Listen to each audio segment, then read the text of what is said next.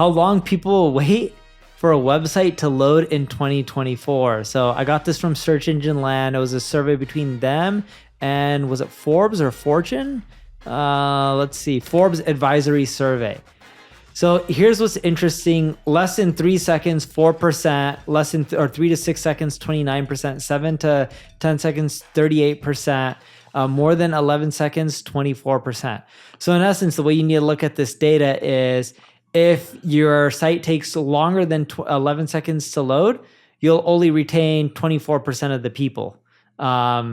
If your site takes 11 seconds or longer to load, you end up losing 90 something percent of the people. If you're less than 3 seconds, you'll keep 96% of the people. Yeah. So speed does matter. Yeah. Amazon tested this and they lost $1 billion plus in revenue they found for every millisecond and load time delay. They were much smaller then, but load time matters. You need to be fast. If you can't be fast, you're screwed. So we should tell people how they can keep their website fast. Well, first use a CDN. That helps it. Like a Cloudflare. Yep. CDN is a content delivery network. I think Cloudflare has a free plan. Yeah. Cloudflare free plan. I'm Googling it. Let's see. Does it have a free plan? Yes, get started for free. So I'm assuming there is a free plan. The reason what a CDN does is it puts your content, your static stuff, all over servers throughout the whole world, which means when someone from India visits your site, it'll load from a server in India versus someone in the United States who visits your site, which will load from a server in the United States. And it gets more specific because if I'm on the West Coast of the United States, you'd want to go from a server from the West Coast just due to speed. Another way to keep your site clean is just make sure every once in a while, every few years, you just relook at your code and you just clean things up. Because what ends up happening is you have so many developers in there or the same one modifying things over the years and things just get messy. So when you just delete a lot of stuff and you keep your code clean, what you'll find is your site loads faster. Yeah, it's like reformatting your computer back in the day. Exactly. It speeds it up. Yeah. And I mean, you could obviously use Google PageSpeed Insights to keep tabs on how quickly things are going, and that'll be a guide for you. But I think generally, rule of thumb, cleaning it out every couple of years is ideal. Yeah, compression. You want to compress images, size, not the quality. Yes, that is very doable with technology in today's world. But things like that can really help your load time. And also, just make sure you're on a powerful server. People forget that, but being on little dinky, cheap hosting plans don't help as much when you could have something that's more robust. If you're using WordPress, for example, WP Engine is great. I'm not even on WP Engine. You're not on WP Engine? I'm on Kinsta. What the heck is Kinsta? I don't know. Kinsta, it's really fast and it's WordPress hosting and it's cheaper. So yeah, I use Kinsta. Dude, my dev said, I just whatever. WP Engine is great, by the way. Kinsta is also great. I don't know how long I've been on WP Engine, but I must have been one of their earlier customers. Are you on a cheap plan? No. WP Engine costs us thousands a month. Yeah. I got to take a minute to tell you about the Agency Owners Association. This is a peer group for agency owners. Think YPO or EO, but for agency owners. And I just wanted to read you a couple of testimonials. So this first one comes from Carrie, and we asked her, what do you like most about the group? She said, having a group of people to discuss and bounce ideas. The leads are great too. Yes, we share leads in this group as well. This one from Alian, he says, the ability to really post whatever I want and need, and the group responds. Great experienced members, getting a lot of insights from conversations with other members, getting a lot of value from sessions from Eric, getting advice from others as well. And so if you want to grow your agency faster and you want a peer group to do so, just go to marketingschool.io/agency. This is a group that both Neil and I created. And our hope here is to create a vibrant community of agency owners and do a lot more with it in the future. So again, marketingschool.io/agency, and we'll see you inside. Why premature marketing diversification is a killer. So do you remember what Bill Gross said, the investor? The Overture guy? Yeah, the Overture guy. So he said this in I think 2000s or so. What do you think the number one killer is for startups?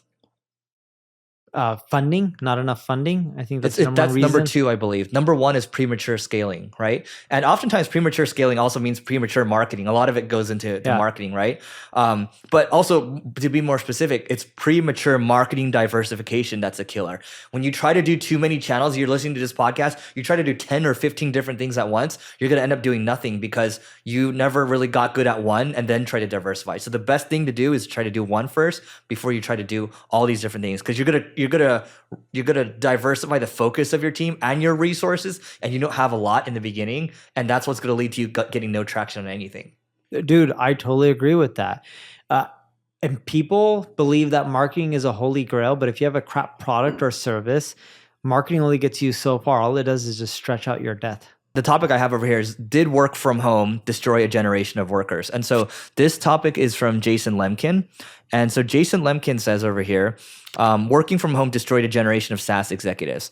Took too many side hustles, stopped meeting customers IRL in real life, lost a lot of peer support network. When things got harder, the fragility of the work from home rep was exposed. And you remember a couple weeks ago, you're going to yawn. So remember a couple weeks ago, we talked about how, the reps, the salespeople or marketers that are always posting to LinkedIn, it's like they're focused on that.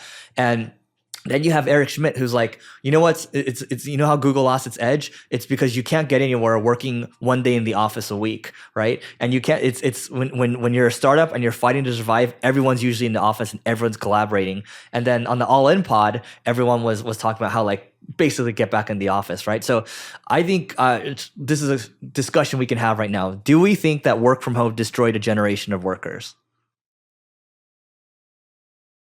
I think work from home destroy the younger generation who's starting to work.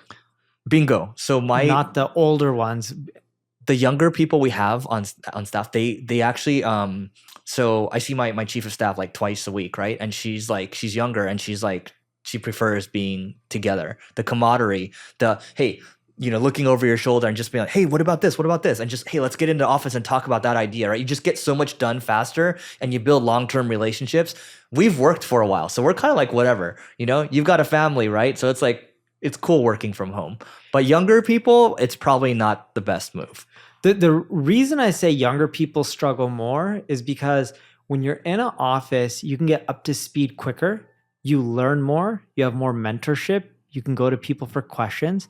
You lose a lot of that when you're starting your career. And I feel the younger generation has lost that and it got deprived for them due to COVID. Doesn't mean it's not fixable, but it put them a little bit behind in their career. Because a lot of the young people that I know who have done well, they've learned from other people who have more experience. And you do that more easily in an environment where everyone's in an office together. Mm-hmm. The older generation, I found a lot of them are still very productive working from home.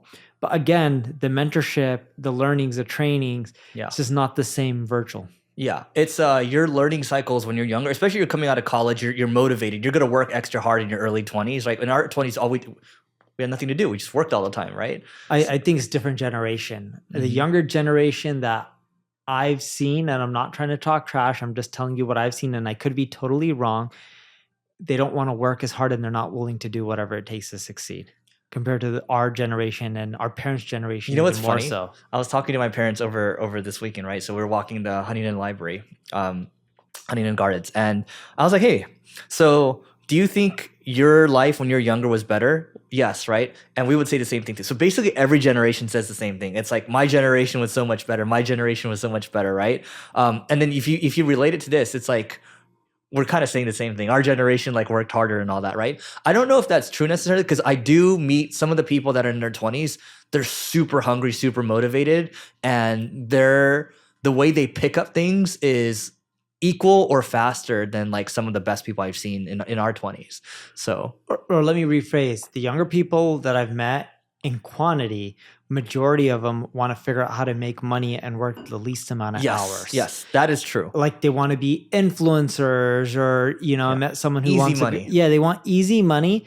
While our generation, it could be because we didn't have a lot of those options. We're willing to grind it out and go to college. I'm not saying college is good or bad, but we're willing to grind it out and do whatever it takes to climb the corporate ladder. Yep. We also had less choices. Mm-hmm. And now with technology, it's easier to create companies, easier to make money as an influencer. Yeah. And I'm not joking. I get more young people hitting me up than I ever did before, asking me how to make money from social media so they can travel the world and not go into an office or work. Yeah. We'll tell you this. We'll tell you this right now. This whole concept of not working and just relaxing, it becomes very boring very quickly. We actually get a lot of energy. I'm speaking for Neil right now, by the way, too. Yeah. We get a lot of energy from working, waking up, and feeling like we're contributing. And the puzzle, as a business grows, the problems grow too, and it's a tougher puzzle to solve, and it's fun, and you get a lot of energy from that. So the whole like running away from work thing, work is actually a good thing because you're contributing to a purpose that's larger than you. Dude, totally agree. And I believe that in life, if you don't have some sort of purpose, work doesn't mean you have to make a ton of money. Work could be you volunteer at a soup kitchen, or you work at a library and you do that, or you help some nonprofit out. But just doing something just keeps your mind going and keeps it sharp. I'm going to read this 𝗙𝗚𝗡𝗚𝗧 quote because I just finished the book, by the way. So it says over here, 𝗙𝗚𝗡𝗚𝗧, just so everyone knows, I mean, he was the richest man in the world when he was alive. So he says this in his book, and the book is called How to Be Rich. So I found that to establish his identity, to feel he is a fully participating member of society, an individual must have purpose and feel that what he does has some enduring value well beyond the limits of his own personal interests. So it talks about just doing something bigger than yourself. That's what it is at the end of the day. So yeah, everyone needs a sense of purpose. And that purpose also gives you passion and just keeps you moving. The number one challenge for businesses is hiring. And more specifically, the number one thing I get asked for all the time is, Eric, where can I go find an amazing marketer? And the reality is right now, when you think about the world, we have inflation. That also means wage inflation right now. And it means that when it comes to hiring talent, you can't spend as much as you would have in the last couple of years because it's just become too cost prohibitive. And so we've partnered with one of the best offshore recruiting firms when it comes to marketing. They've been a great asset for us, and I believe that they will be a great asset for you. All you have to do is go to marketingschool.io/hire. Again, it's marketingschool.io/hire to learn more. You can fill out the form there, and we're going to place you with the best marketing hires that we can help you find. So let's talk about this next one, and then we'll move over to one of yours. So there's this astrology app that gets 50 million views per month on TikTok with this simple strategy.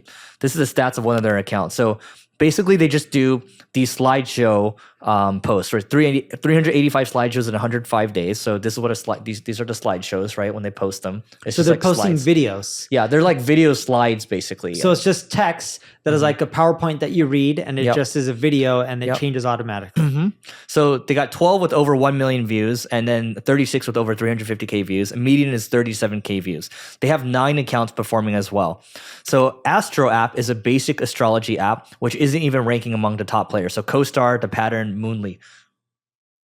When it comes to dating, these apps are always mentioned all the time. But they have an insane... Wait, how do you know? From the girls you date? I just know, okay? But they have an insane top-of-funnel strategy generating 50 million views a month. They found a slideshow strategy with text-heavy slides that work incredibly well for engagement. The ones about love, dating, flirting, girlfriend, boyfriend, and compatibility are the ones working best. In many niches, if you can create content around those topics, go ahead.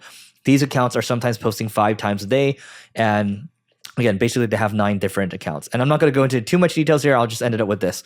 2 months ago, they created 7 different language accounts for PL, NL, PT, ES, France, Italy, Germany. And each one of them is destroying.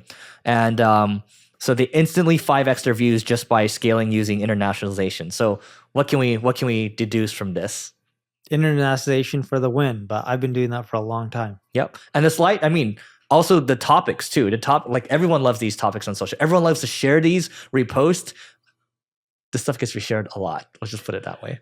Dude, I don't have the data in front of me, but for shits and giggles, I went through the Fortune 500 and I looked up each company. Technically, I had someone on my team look up each company and look to see which ones operate globally versus just within the United States, right? Because Fortune 500 is for US companies. A lot of them majority of them are global companies. There's some that are not global, like JP Morgan Chase is a US company. Yes, you can do banking in other countries through JP Morgan Chase, but they have partnerships with other banks, and a lot of it's white label. But they're regulated here in the US. I would consider them a US company, right? But like an Apple is considered global. You can buy their products in Mexico or in China or anywhere else. Same with Microsoft, and the list goes on and on. But most big companies make their money not from one country, but from pretty much the whole world. Dude, I gotta go home and set up my new Apple computer.